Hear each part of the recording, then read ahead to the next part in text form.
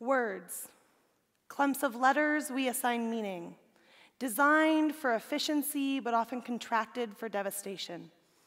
For when tossed in malice, these clumps stick, like leeches, siphoning off confidence and discharging a gritty, like accidentally eating sand, gritty sense of disillusionment. I really do look fat in this dress, or am I the reason I have no friends? Or, well, shit, I guess my thighs really aren't mine, now are they? You see, words, even if tossed without intention, worm their way through open ears and burrow into brains like the bugs we all fear. There they creep and crawl, deeper and deeper until history is written, and with it, those words. I have words perched on my collarbone, sleeping beneath my nail beds, and even snuggled up between my belly rolls when I sit. Some are good friends. They wake me up with kisses and remind me of the love in which they were said, but others, they smell like stale booze decaying at my teeth, just like it did my memory the night before. Sights and smells written into me like reminders on my middle school hand. Blue, because I like blue.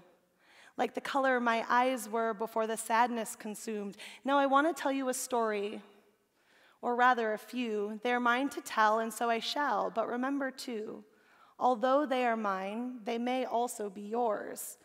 For these stories start with a line. One simple clump of words that stuck. Some bloomed beneath my cheeks and reminded me how beautiful springtime is. Some weren't such sunny days.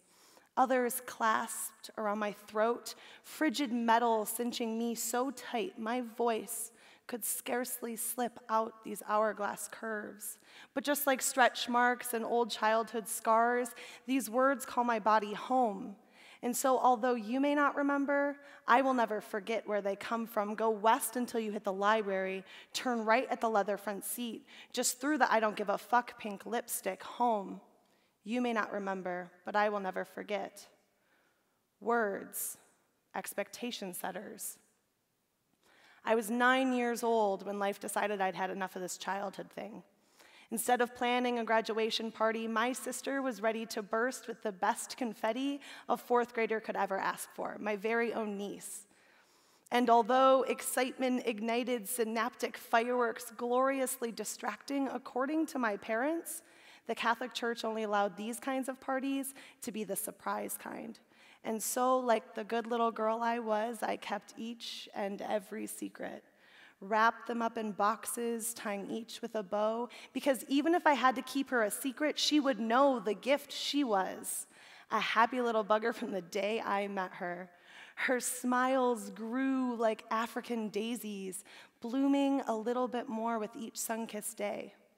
But so did the worry, etching deeper and deeper into my mother's brow, pooling beneath her eyes, and weighing heavier and heavier on her shoulders.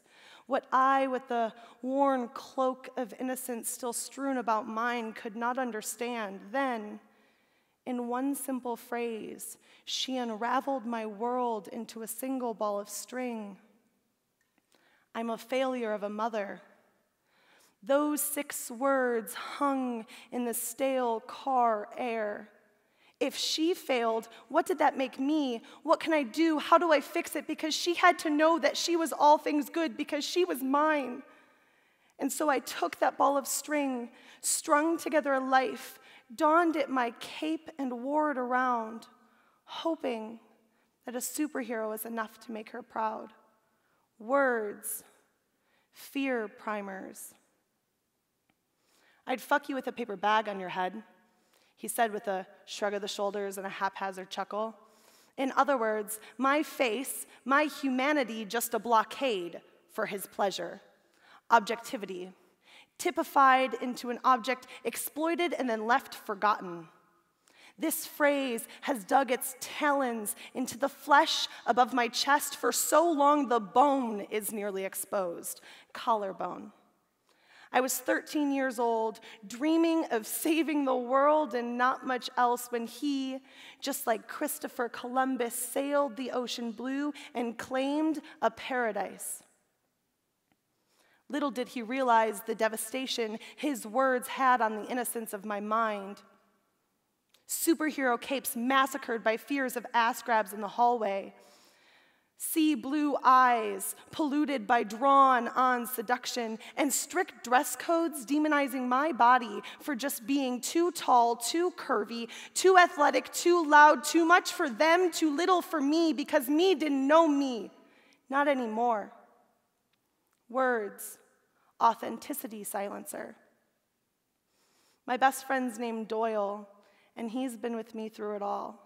He has this ability to fit just perfectly into each of my curves so that I never have to move. And sometimes he whispers sweet nothings into my ear, encapsulating the perfect cocktail of my emotions just so we can drown together. I was 16 the first time he hit me. His words ricocheted off my cheek so hard the world wished on them shooting through the sky. He said no one, not even he, loved me, that I was worth less than the combination of molecules that would have filled my space had I not been there, that I better just go. Those words left craters covering my thighs, protecting his memory from time. He isn't always so mean, though.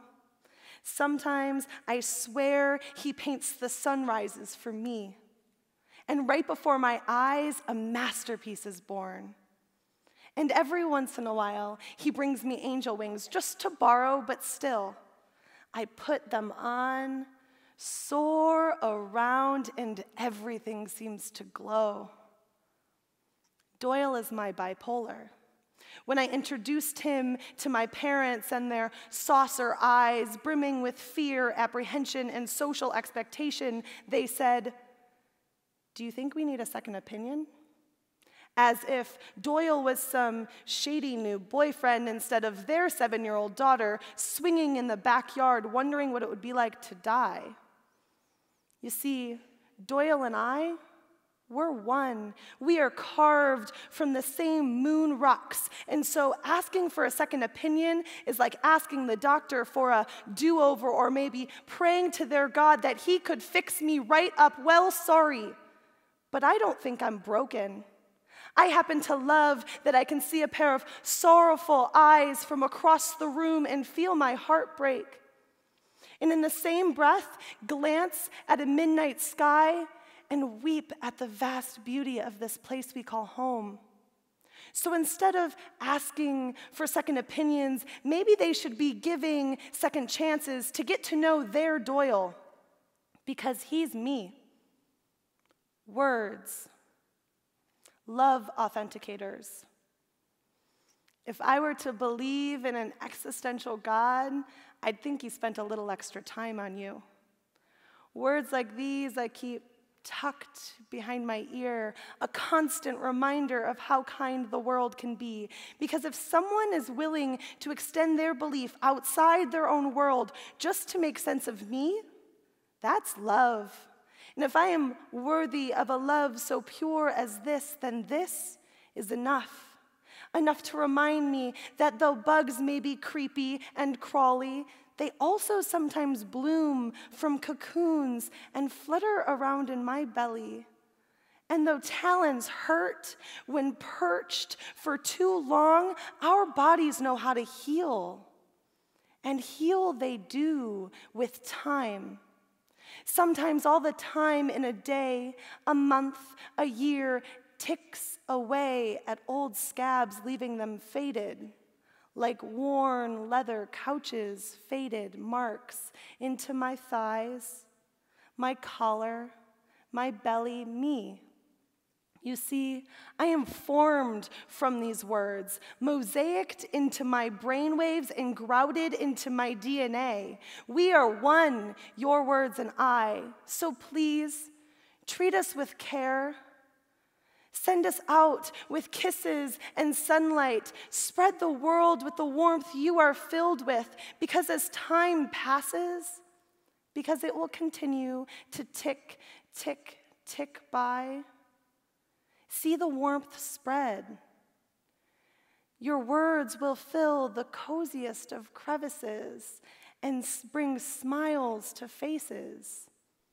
Words, just clumps of letters we assign meaning, a glowing tile in their mosaic. How will your piece fit?